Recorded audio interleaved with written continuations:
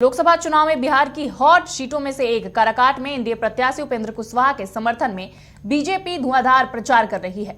प्रधानमंत्री नरेंद्र मोदी की रैली के बाद केंद्रीय गृह मंत्री अमित शाह की आज काराकाट में रैली होने जा रही है। अमित शाह औरंगाबाद जिले के दाऊदनगर में चुनावी रैली को संबोधित करेंगे।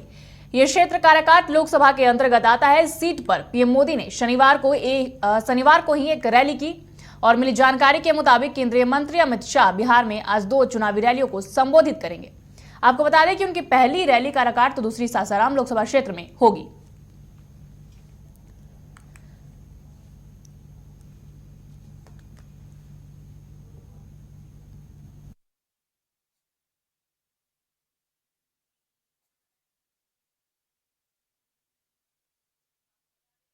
कि लोकसभा चुनाव में बिहार की हॉट सीटों में से एक काराकाट में एनडीए प्रत्याशी उपेंद्र कुशवाहा के समर्थन में बीजेपी लगातार प्रचार प्रसार कर रही है। आपको बता दें कि काराकाट जो है एक हॉट सीट बना हुआ है, वो हॉट सीट में गिना जाता है। ऐसे में उपेंद्र कुशवाहा के लिए धुआंधार प्रचार प्रसार किए जा रहे हैं। पहले प्रधानमंत्री मोदी और उसके बाद अब काराकाट में अमित शाह जनसभा को संबोधित करेंगे।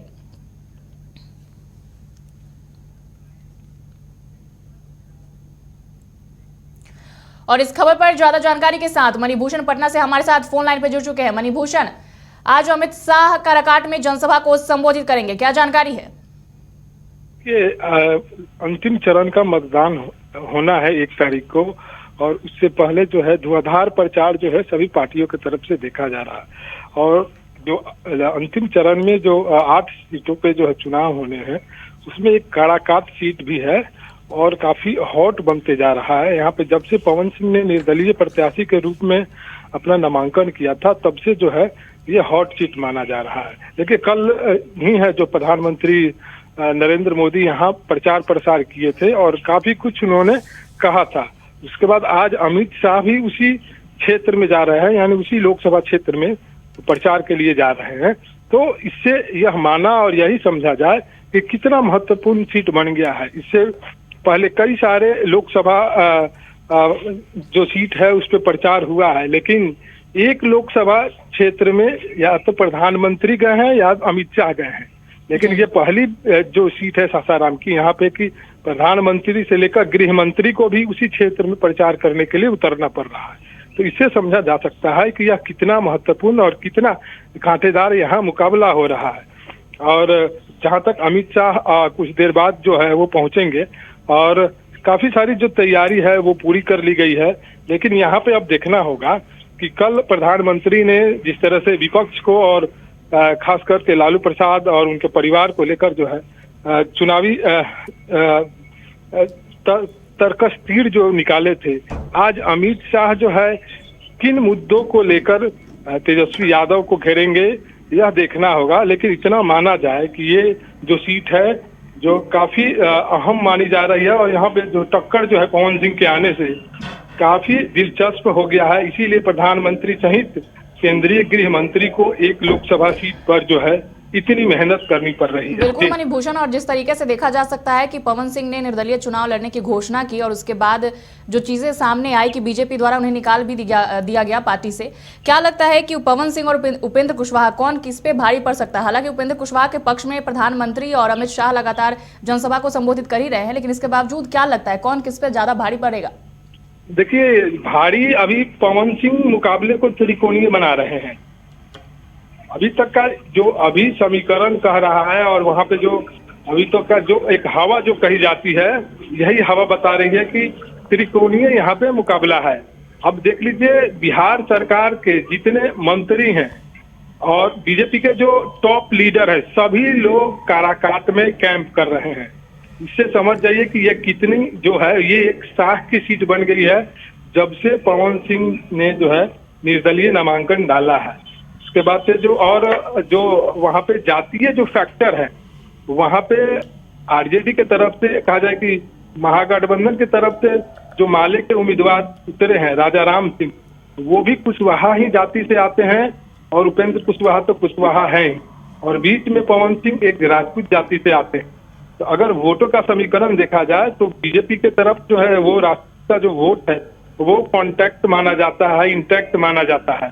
लेकिन पवन सिंह के खड़े हो जाने के बाद उसमें ध्रुवीकरण होगा और राजा राम सिंह जो है वो कुशवाहा का वोट काटेंगे और आरजेडी का जो अपना वोट है एमओआई यानी यादव और मुस्लिम, तो ये इंटैक्ट है। और आरजेडी ने इस लोकसभा चुनाव में 8 से 10 कुशवाहा उम्मीदवारों को भी चुनाव मैदान में उतारा है।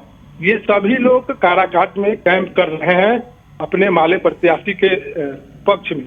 तो यहाँ पे जो है मुकाबला है वो काफी जो है वो कड़ी टक्कर है और कश्मकश मुकाबला है। कौन जीतेगा कौन हारेगा ये नहीं बताया जा सकता है, लेकिन जिस तरह से चुनावी प्रचार और चुनावी दंगल में जो है कई बड़े बड़े नेता और मंत्री देखे जा रहे हैं, तो वाकई जो है ये सीट जो है काफी हॉट बनी हुई है।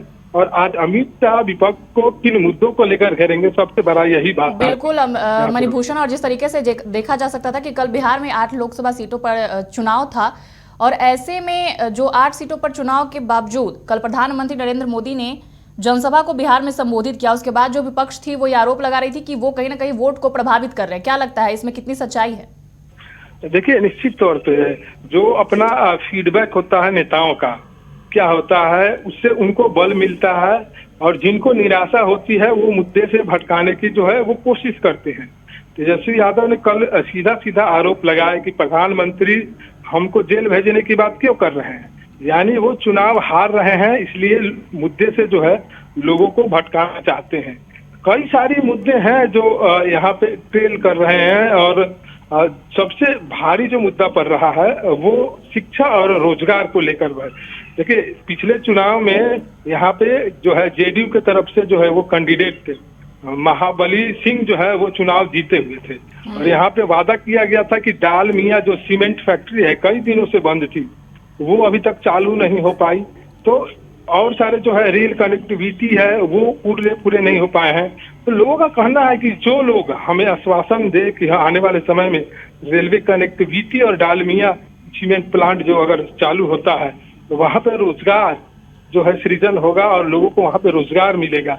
इसके साथ जो है कई अन्य मुद्दों को लेकर वहां पे चर्चाएं हो रही है, लेकिन अंततः किस चीज पे लोग जो है वोट करते हैं ये तो जितना जो है वहां प्रचार होगा वहां उतना ही लोग प्रभावित होंगे, और दोनों पक्ष की तरफ से जितना वहां पर पोलराइज किया जाएगा अपने अपने फायदे में वोट देखा जा लेने सकता है कि जिस तरीके से आपने बताया कि शिक्षा और रोजगार का जो मुद्दा है उसे ही लोग उठा करके वोटिंग करने के लिए जाते हैं, और ये सिर्फ बिहार की नहीं, झारखंड की नहीं, बल्कि पूरे देश का मुद्दा है। और अगर बात करें इससे हट करके, तो आज अमित शाह जनसभा के लिए आ रहे हैं काराकाट में, तो क्या लगता है सुरक्षा को लेकर के क्या कुछ इंतजाम किए गए हैं? देखिए, सुरक्षा के लिए जो है वो चाक चौबंद किया जाता है। एक काराकाट में संबोधन के बाद उनका सासाराम में जो है वो चुनाव होना है, वहां पे बीजेपी का जो है वो कैंडिडेट बदला गया है, तो वहां पे सीवीएस राम जो है वो चुनाव लड़ रहे हैं। कहा जा रहा है कि वो पहले जो है किसी पार्टी का नेतृत्व कर चुके हैं, अब बीजेपी की तरफ से वो चुनाव लड़ रहे हैं। वहां मीरा कहा जाए कि वहां पे जो एक नए प्रत्याशी मनोज राम को जो है वो उतारा गया है।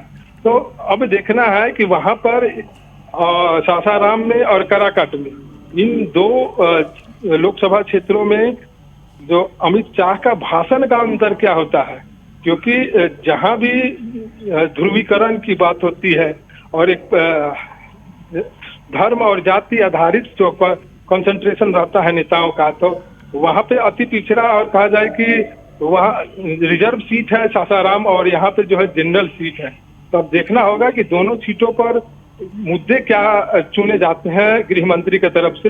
वैसे अगर विपक्ष की माने तो तेजस्वी यादव जो है बिहार में कमान संभाले हुए हैं, और जहां वो जा रहे हैं वो रोजगार को लेकर इन्हीं मुद्दों को बार बार लोगों को बीच में उठा रहे हैं। और खासकर बिहार के जो मुद्दे हैं वो 17 बनाम 17 वर्ष का जो है मणिभूषण उनके तरफ से दिया जाए। मणिभूषण, आपसे एक आखिरी सवाल, इस जनसभा में कौन कौन से बड़े नेता शामिल हो रहे हैं? देखिए, पूरे जो बिहार सरकार के नीतीश कुमार को छोड़कर बिहार सरकार में जितने मंत्री हैं वो सभी लोग वहां पे दिखाई देंगे, और बीजेपी के प्रदेश अध्यक्ष से लेके जो है एक छोटा नेता भी जो है वहां पे नजर आएगा। तो देखना होगा कि इनके अलावा और कौन कौन नेता शामिल होते हैं। लेकिन सबसे आश्चर्य की बात है कि एक बार जो है नीतीश कुमार ने प्रधानमंत्री के साथ जो है वो मंच साझा किया था, उसके बाद जो है अभी तक 7 चरण के चुनाव अब समाप्त कुछ दिनों के बाद हो जाएंगे, लेकिन दिखे नहीं है नीतीश कुमार। तो यह भी एक फैक्टर है कि जेडीयू के जो है यानी बिहार में जो चेहरा है उसको जो है बीजेपी ने दरकिनार कर दिया है। नीतीश कुमार जो है अकेले चुनावी मैदान में है। बाकायदा अगर मणिभूषण सभी जी, लोग एक जगह। तमाम जानकारियां साझा करने के लिए आपका शुक्रिया।